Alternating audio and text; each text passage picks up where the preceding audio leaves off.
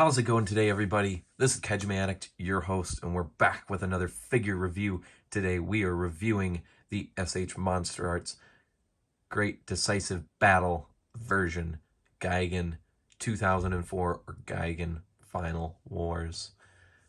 Super excited. First new Godzilla figure in a while that's new, even though this is a reissue. I haven't owned this figure before, so this is actually really exciting for me.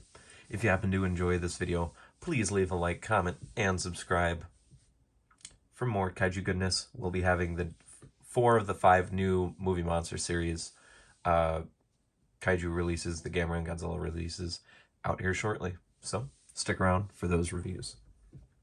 Now for Gigan, I will say flat out, because I'm going to display him in his chainsaw mode, his upgraded mode. I already have him in this because that's when I was messing around with him. So for the review, we'll just keep him like this. I'll show you the regular pieces when we get to the accessories. There we go. All right, so Gigan, up close and personal.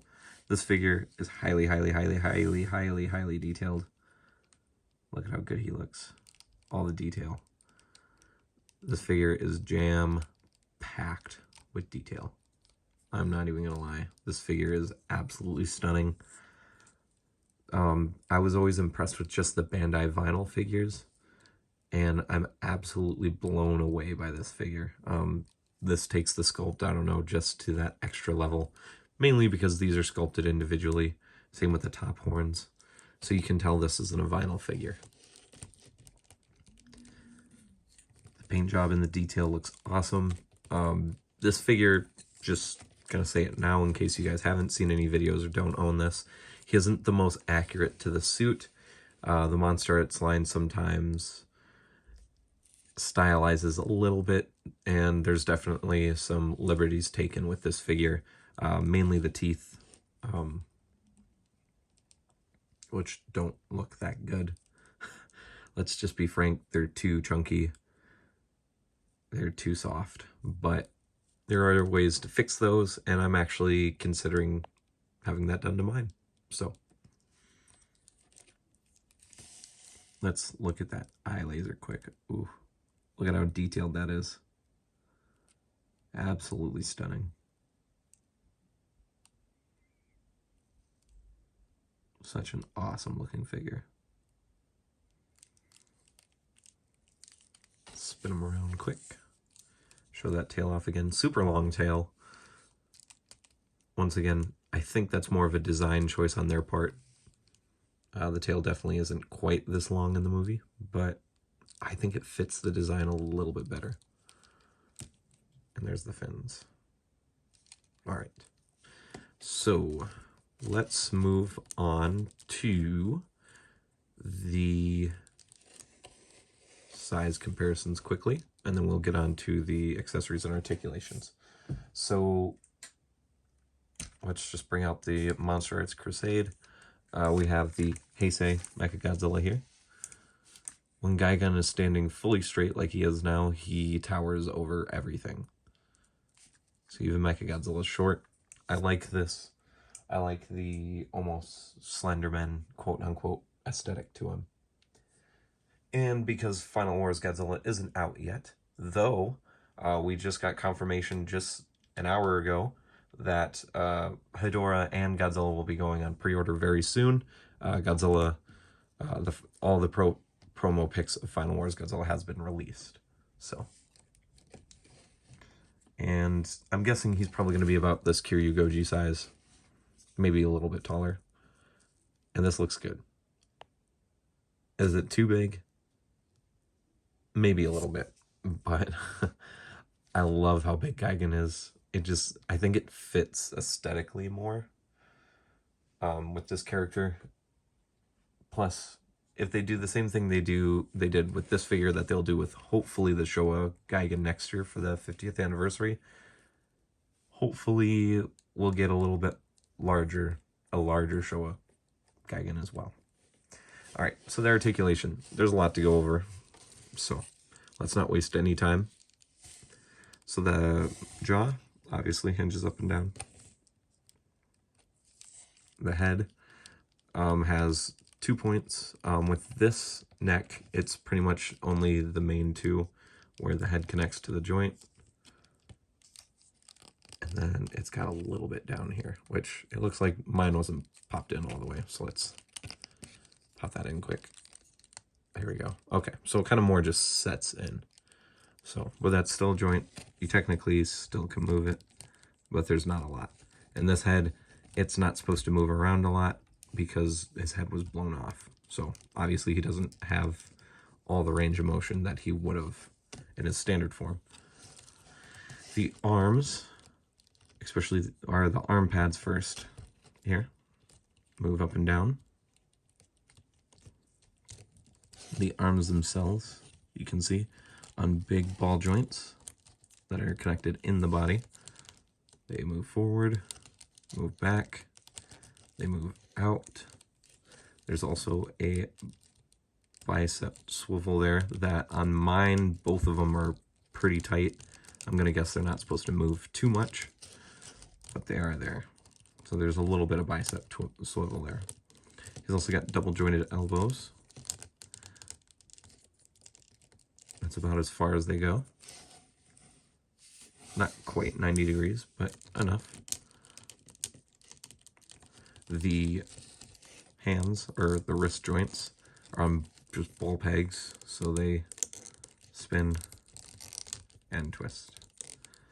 On the chainsaw hands, the chainsaws themselves are little rubber pieces. You can actually grab and you can pull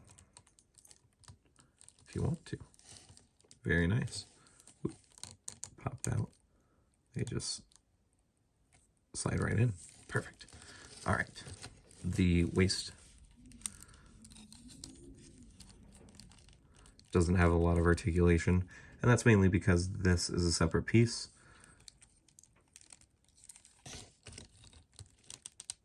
Yeah, that's about as far as you get. Doesn't look like much. So that's okay though. The hips are articulated, so they go forward quite a bit. They go pretty far forward. They also go back a ways. They go out a little bit, not quite as far as you'd think, but enough for Gigan, in my opinion. There's a little bit of thigh twist. He's got double jointed knees, so he can be full on crouching. And then he's got 2 ankle joints. He's got a top one and a bottom one, which this one on mine doesn't want to move too much.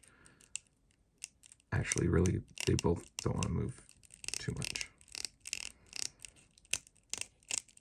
And then he's got toe articulation, which is also kind of a layered joint, so it feels like these are more just sleeves. The actual articulation's right here. Also, I want to point out, though I can't remember, it feels like the tips of these toes are die cast. Yeah, these are die cast, so he does have a little bit of die cast in him. Let's straighten Gigan out.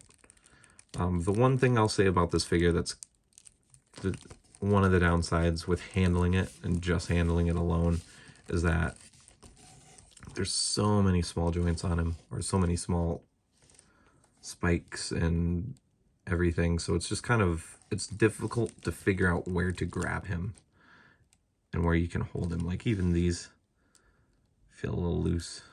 Makes me nervous. Up here, obviously, a little nervous. And then back here. I'm sure it doesn't take a lot to break these. Back to the articulation though. The wings both move out, and this middle wing moves forward just a little bit to give him that flying aesthetic. Or you can make it almost an aggressive aesthetic too if you want to make him look like he's getting aggressive with a kaiju. There. A little bit. And now the tail. There's still a few joints on mine that are tight, but a ton of articulation. Just an absolute ton. It's about as far around as it goes. Look at that. Almost as good as Godzilla Ultima's. Almost. That's saying a lot, because Ultima's looks absolutely spectacular. As of this video, he's been out in Japan for, I think, a few days. A lot of people are starting to get him. And boy, is that tail impressive. The other thing that a lot of people never note, he has this back tail piece also adjusts just a little bit. It's pretty much set to where no matter what, this spike is always going to be to the left or right of this, which personally I don't care for, but I'll allow it. It's hard to get this tail set up the way it is. It's why the Bandai one, besides just, you know, not wanting to break pieces, why the Bandai's one piece and these are singular pieces. And that is about it for the articulation. So let's finish up the review with the accessories and my final thoughts. So this guy again, just like the previous one, has the extra sets of interchangeable parts. So when you get this figure, he's obviously just regular standard Gigan with his blade hands, which I'll show you, his regular neck, and his regular face appendages, claws. Gee, I don't know. So here's the blades. Very nice looking. I love the paint detail on them. Heavy. These are just pure plastic. There's the two ball joints in there. All right. So there's the two hooks. His face / head has different pieces. So he's got two sets of mandibles. He's got the two more buzzsaw ones on his head right now. And then he comes with these two smaller, just little blade ones. Very nice. You just pull these out, switch them in. Really easy process. And he also has his top horn. Very nice. And the headpiece, which has even more small, individually sculpted serrated blades. Now this one has just a slight bit more articulation. Technically it moves a little bit more. So this middle piece, as you can see, this is on a hinge. And then there's an actual ball joint. Oops, let me set that down. On the neck. And then there's this ball joint that attaches into the body. This one is a lot more movable than the other one. Probably a purposeful choice. Just to show that his neck does lose mobility after he's upgraded, which does seem to be a thing that happens in the movie. So, and then this is just the sleeve. So that's it for the old accessories, and then he has a few new ones. So I'll get the large ones out of the way, just because I really don't know how to do these.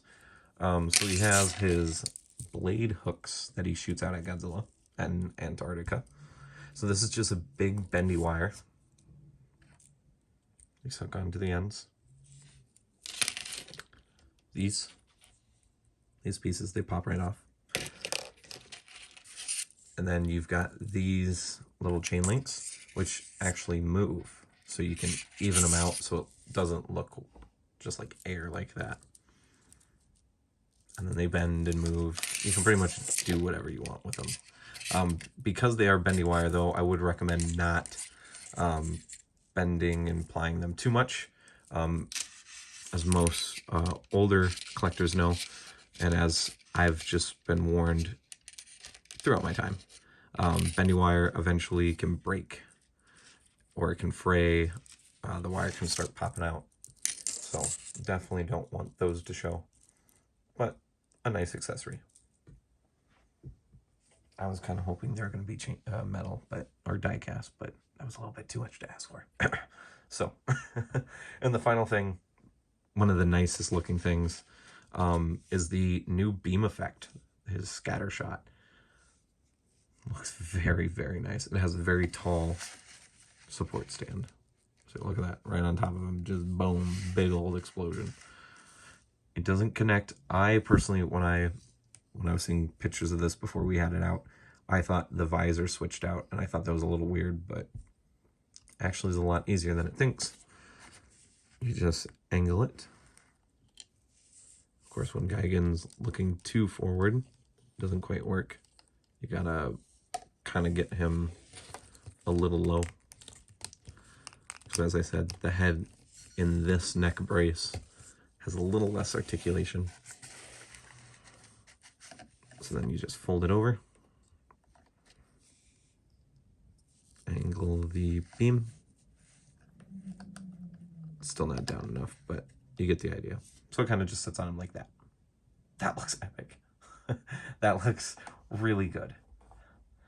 I cannot wait to take pictures of this guy because I'm going to be using and abusing that effect piece. That looks good. All right, so that's about it for the accessories. Very, very nice. Some final thoughts. This review is actually a little bit shorter than I thought it would be, thankfully. So my final thoughts on this figure: absolutely stunning. If I'm being honest, this Gigan is awesome. Yes, he's not suit accurate 100%, did a little bit of stylization, but I feel like out of all the designs of all the kaiju, this is one of the better ones to do it with. I don't know. He looks better as a more Slenderman-esque type kaiju, where he's very tall, very skinny, lanky, but then, you know, he's either a ninja or he's just running around being, you know, American Psycho. So this figure for me is going to get a solid 8.5. Really good figure. All the pieces are easy to change in, change out. It's just a little hard to grab onto him and hold him. Every time I pick him up, I feel like I'm going to break one of the tail spikes. It's nerve-wracking. Is it going to maybe happen? Probably not, but it's a possibility. That, and I base these on the accuracy to the movie. So the fact that he is stylized, and even though I do like this a little bit more than the suit, he's still stylized. That's a few points off of him.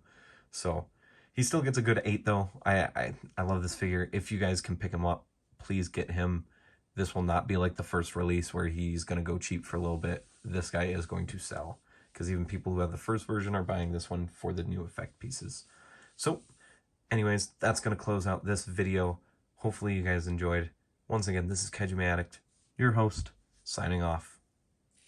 Peace, rock on, stay safe, and remember, be careful. Bye, guys.